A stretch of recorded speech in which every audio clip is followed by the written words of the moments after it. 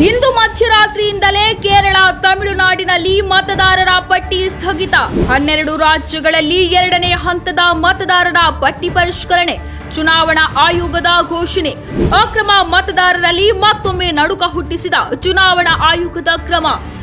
ಭಾರತದ ಚುನಾವಣಾ ಆಯೋಗವು ಇಂದು 12 ರಾಜ್ಯಗಳು ಮತ್ತು ಕೇಂದ್ರಾಡಳಿತ ಪ್ರದೇಶಗಳಲ್ಲಿ 2ನೇ ಹಂತದ ಮತದಾರರ ಪಟ್ಟಿಯ ರಾಷ್ಟ್ರವ್ಯಾಪಿ ವಿಶೇಷ ತೀವ್ರ ಪರಿಷ್ಕರಣೆಯನ್ನು ಘೋಷಿಸಿದೆ.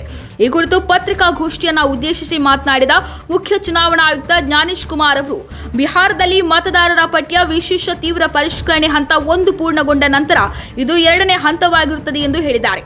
2026ರಲ್ಲಿ ಚುನಾವಣೆ ನಡೆಯಲಿರುವ ಎಲ್ಲ ರಾಜ್ಯಗಳು ಮತ್ತು ಕೇಂದ್ರಾಡಳಿತ ಪ್ರದೇಶಗಳು ಎಸ್ಐಆರ್ನ ಭಾಗವಾಗುತ್ತವೆ. ಇದರಲ್ಲಿ ಅಂಡಮಾನ್ ಮತ್ತು ನಿಕೋಬಾರ್, ಛತ್ತೀಸ್ಗಢ, ಗುಜರಾತ್, ಕೇರಳ, ಲಕ್ಷದ್ವೀಪ, ಮಧ್ಯಪ್ರದೇಶ, ಪುದುಚೇರಿ, ರಾಜಸ್ಥಾನ, ತಮಿಳುನಾಡು, ಉತ್ತರ ಪ್ರದೇಶ ಮತ್ತು ಪಶ್ಚಿಮ ಬಂಗಾಳ ಸೇರಿವೆ ಎಂದು ಮಾಹಿತಿಯನ್ನು ನೀಡಿದ್ದಾರೆ. ಇನ್ನು ಬಿಹಾರದ ನಂತರ ಚುನಾವಣಾ ಆಯೋಗವು ಭಾರತದ 12 ರಾಜ್ಯಗಳು, ಕೇಂದ್ರಾಡಳಿತ ಪ್ರದೇಶಗಳಲ್ಲಿ ಮತದಾರರ ಪಟ್ಟಿ ಪರಿಷ್ಕರಣೆಯನ್ನು ಘೋಷಿಸಿದ್ದು, ಎಸ್ಐಆರ್ ಪ್ರಕ್ರಿಯೆ ಅಡಿಯಲ್ಲಿ ಬರುವ 12 ರಾಜ್ಯಗಳು ಮತ್ತು ಕೇಂದ್ರಾಡಳಿತ ಪ್ರದೇಶಗಳ ಮತದಾರರ ಪಟ್ಟಿಯನ್ನು ಇಂದು ರಾತ್ರಿ ಸ್ಥಗಿತಗೊಳಿಸಲಾಗುವುದು ಎಂದು ಮುಖ್ಯ ಚುನಾವಣಾ ಆಯುಕ್ತ ಜ್ಞಾನೇಶ್ ಕುಮಾರ್ ಹೇಳಿದ್ದಾರೆ. ಇನ್ನು ಮುಂದಿನ ವರ್ಷ ಚುನಾವಣೆಗೆ ಹೋಗಲಿರುವ ಅಸ್ಸಾಂ ಅನ್ನು ಆಶ್ಚರ್ಯಕರವಾಗಿ ಪಟ್ಟಿಯಿಂದ ಹೊರಗಿಡಲಾಗಿದೆ. ಚುನಾವಣೆ ನಡೆಯಲಿರುವ ಬಿಹಾರದಲ್ಲಿ ಚುನಾವಣಾ ಆಯೋಗ ಇತ್ತೀಚೆಗೆ ಎಸ್ಐಆರ್ ಅನ್ನು ಮುಕ್ತಾಯಗೊಳಿಸಿತ್ತು. ಈ ಪ್ರಕ್ರಿಯೆಯು 243 ವಿಧಾನಸಭಾ ಸ್ಥಾನಗಳನ್ನು ಹೊಂದಿರುವ ಬಿಹಾರ ರಾಜ್ಯದಲ್ಲಿ ಚುನಾವಣೆಗೆ ಮುಂಚಿತವಾಗಿ ಕಾಂಗ್ರೆಸ್ ಮತ್ತು ಬಿಜೆಪಿ ನಡುವೆ ಪ್ರಮುಖ ಘರ್ಷಣೆಯನ್ನು ಉಂಟುಮಾಡಿತು.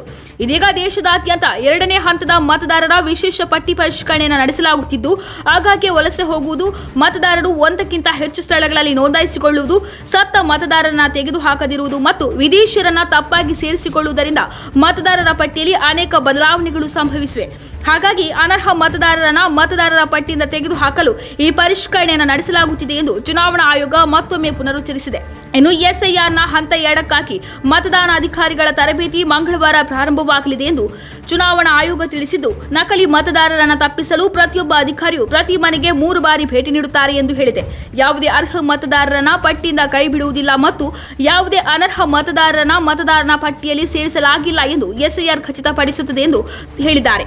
ಚುನಾವಣಾ ಆಯೋಗವು ಪ್ರತಿ ಚುನಾವಣೆಯ ಮೊದಲು ಅಥವಾ ಅವಶ್ಯಕತೆಗೆ ಅನುಗುಣವಾಗಿ ಮತದಾರರ ಪಟ್ಟಿಯನ್ನು ಪರಿಷ್ಕರಿಸಬೇಕಾಗುತ್ತದೆ ಎಂದು ಚುನಾವಣಾ ಆಯೋಗ ಪಟ್ಟಿ ಪರಿಷ್ಕರಣೆಯ ಅಗತ್ಯತೆಯನ್ನು ಒತ್ತಿ ಹೇಳಿದೆ. ಎಸ್ಐಆರ್ ಅನ್ನು 1951ರಿಂದ 2004ರವರೆಗೆ ಈಗಾಗಲೇ 8 ಬಾರಿ ಮಾಡಲಾಗಿದೆ ಮತ್ತು ಕೊನೆಯ ಎಸ್ಐಆರ್ ಅನ್ನು 21 ವರ್ಷಗಳ ಹಿಂದೆ ಅಂದರೆ 2002ರಿಂದ 2004ರಲ್ಲಿ ಮಾಡಲಾಗಿದೆ ಎಂದು ಚುನಾವಣಾ ಆಯೋಗ ಮಾಹಿತಿ ನೀಡಿದೆ.